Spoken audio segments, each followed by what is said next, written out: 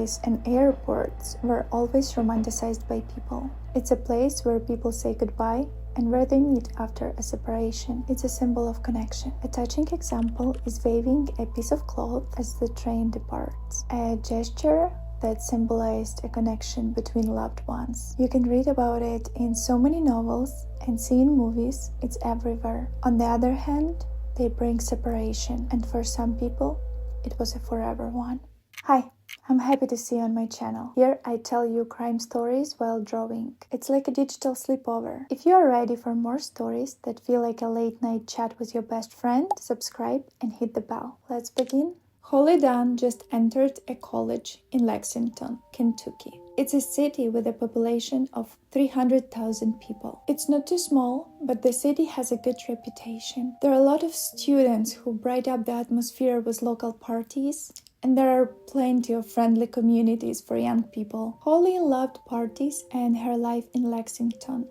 She felt like she belonged there. Her dad had a little hotel business, so she took an accounting course to join him. Unfortunately, she felt like it's not her dream, and she switched a course. She was what people call the life of the party. It was the spring of 1997. Holly was 20 years old. She went out with her friend to celebrate her 21st birthday.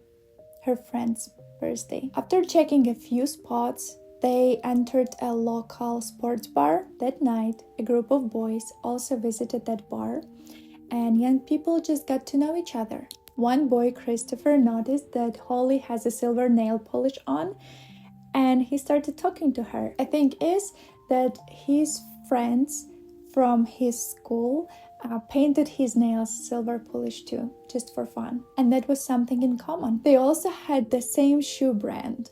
So Holly thought, that's a sign. And for sure, he was a very kind boy. Christian loved nature, and he was raised in a very nice Christian family. In May of 1997, they started dating. We wanted to go on a picnic, but it started to rain. Chris started jumping on puddles. He was innocent like a child. I never had met people like him before. Never felt it. I liked it, she said. Time went by, and they hit a summer break. And right after that summer break was over, on August 28th, there was a party. Holly and Chris had great time with their friends, but they felt like they needed a moment for themselves. There were around 50 people in the party, and it was a bit too noisy. Chris offered her to go on a walk. At first, a few other friends wanted to join them, but they soon realized that young people just want to be alone, so they went out with them, but then they returned back. Holly and Chris walked the street and stopped by the railroad. It was a common location to meet in their area. It was something where you could feel safe and nice. What seemed to be a blink of an eye was 30 minutes talking, sitting side by side. Who knows how long they would continue to talk if they didn't notice a man. He came out from behind of the electrical box and asked for money. It seemed like he was hiding there for a while, watching them, unless they didn't see him up to that moment. A stranger had a long wavy hair, and as soon as he appeared, Holly felt uncomfortable. Young people said that they don't have any money on them, but the stranger wasn't joking around. He made them go on their knees and tied up their hands. At first, Holly was surprised to see Chris going on his knees, but then she saw what Chris already seen, is that the man, the stranger, had an ice pick in his hands. We could get our ATM card, and we've got a car. We could go and get you money, Chris said. But the stranger didn't listen. There is other stuff in my backpack if you want. What do you want? Chris just didn't want to give up. At first, he only tied Chris's hands with a string, so basically Holly could run, but she didn't want to leave her boyfriend. In a moment, the stranger came closer to her, took off her belt and tied up her arms with it. He dragged them behind the railroad and left them for a moment. So they started to think on how to escape. At that point, their legs were tied too. Chris said, if you can untie your arms and legs, just run. In a minute, the stranger came back. He carried a very heavy rock and he just dropped it on Chris's head. Then he went on top of Holly and she realized that he will rape her. She tried to scream, but he brought the weapon to her neck and said, "Look how easily I could kill you." He proceeded to stop her there. She tried to remember every little detail on his face, thinking, "We will find you later." After he finished, he hit her multiple times on her head with something wooden and made her unconscious. Her breathing was unstable, so he thought that he killed her. At some point, she woke up and realized that he's gone. She was in so much pain, realizing that she was injured, but she just didn't know where. Her mouth didn't shut properly, and she was all covered in blood. Chad Coed said, "It was between 1 and 2 a.m. I was studying in my chair and something glimpsed in the corner of my eye. Something across the front yard. She was covered in blood. It looked like a boxer whenever they get out during boxing match. I brought her in and set her down on the couch, and she collapsed there. I thought she was going to die. There was no doubt in my mind, and she started. I kept losing her a little bit here and there, and I just kept talking to her, because I definitely didn't want her to pass out. You know, I was just trying to keep her awake until the paramedics got there." Holly kept saying, "My friends are still out there. Please make sure you get my friends. They're still out there." Holly's sister later mentioned that she had a broken jaw, eye socket, she had multiple cuts on her face, and she was extremely bruised. When Holly was awake in the hospital, she noticed that nobody is talking about Christopher. So she just asked her dad, "Chris is dead, isn't he?" And he replied, "Yes, he is." So who was the stranger? In 1959, a woman named Virginia lived with her boyfriend in the state of Puebla, Mexico.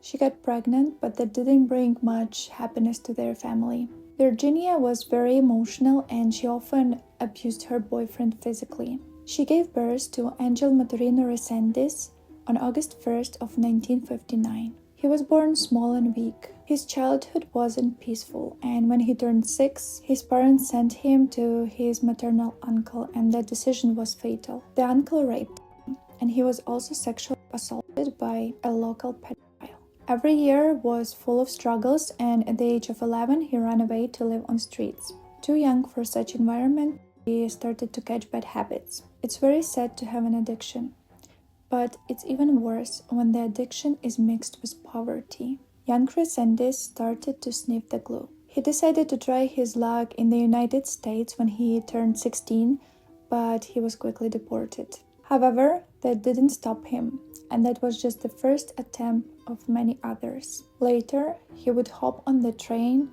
and just jump off in different states of America and Canada. He was deported around 17 times throughout 20 years of his life, and he always returned with a new name and legend. Going back to Holly, she got better physically, but her deep trauma didn't disappear. She decided to go back to Lexington and keep fighting for her previous life, giving a stranger no chance to destroy her. Police couldn't find a suspect, and at that point, Holly experienced panic attacks every time she heard a train sound. Time went by, and in May of 1999, a police officer knocked on her door. A Lexington detective said that they have a lead. On December 17, 1998, a well-known doctor, Claudia Benton, was found sexually assaulted, stabbed, and beaten to death inside her Houston area home. It was located near the railroad. Police found her Jeep Cherokee in San Antonio with Resendiz fingerprints. They also found a DNA which matched the one in Holly's case. And on May 2nd, 1999, a pastor, Norman Cernick, with his wife Karen, were beaten to death in their home behind the church. It was also right by the railroad. Nobody showed up on the Sunday service, and worried church members found the couple. Their car was found in San Antonio too, and fingerprints linked their case with Claudia Benton case. Police quickly catched that this is a serial killer, and he got his name, a railroad killer. Interesting fact about Resendiz is that he had a wife and a daughter back in Mexico. She thought that he worked in America and he was usually absent. She rarely saw him, but he often sent her money and gifts. The jewelry he gifted was from his victims. She mentioned later that she had no idea because she rarely saw her husband, Resendiz. At some point, Resendiz was declared wanted by FBI, and Holly Dunn heard about it when she was in England. She went there to complete her education. She saw a picture posted by police and recognized him. Nobody could find him, but they found his wife and they brought her to US. They took back all the stolen jewelry that Resendiz ever gifted to her. The story was brought on television, and soon after, a girl named Manuela called the police. She said that she's the sister of one of the 10 most wanted people in US. She hadn't been in touch with her brother, but she knew a person who was. She mentioned that he's tired and he's probably willing to surrender. Resendiz surrendered to a Texas Ranger named Drew Carter on the International Bridge in El Paso. He was transported by Rangers back to Houston to face charges. At the time of his arrest, Resendiz was linked to 6 murders in Texas, 2 in Illinois, and 1 in Kentucky. The trial started in May of 2000 in Houston. He tried to plead not guilty because of insanity. Holly was the only living victim and she had to testify. She wanted to do that. She wanted to show that stranger from her past that she is alive and he didn't take her life. But at the same time, she couldn't forget the rock hitting Christopher's face. The night before trial, she woke up screaming and crying in the middle of the night. The jury did find that he was a future danger to society, so the judge sentenced him to death. As of now, we know about around 16 murders that he did. On June 27, 2006, he was executed by a lethal injection. After the trial, Holly Dunn said, "I felt, relieved. It just felt good to know that he would never be able to hurt anyone ever again." Later, she met Jacob Pendleton in the store that she used to work at. He was the first guy that she dated after the attack, and he reintroduced her to the world. They got married in 2005. On September 2nd of 2008, Holly's house center was open. It provides a safe reporting location for victims of intimate crimes. It has served over 300 victims since that time. Holly says, "I remember Chris in a lot of ways. I like to keep things around me that remind me of him. I'm lucky enough to have my amazing husband and have Chris be a part of our lives." It's a reminder that even at darkest times, there is a way to move forward. What do you think about this story? Was the penalty fair?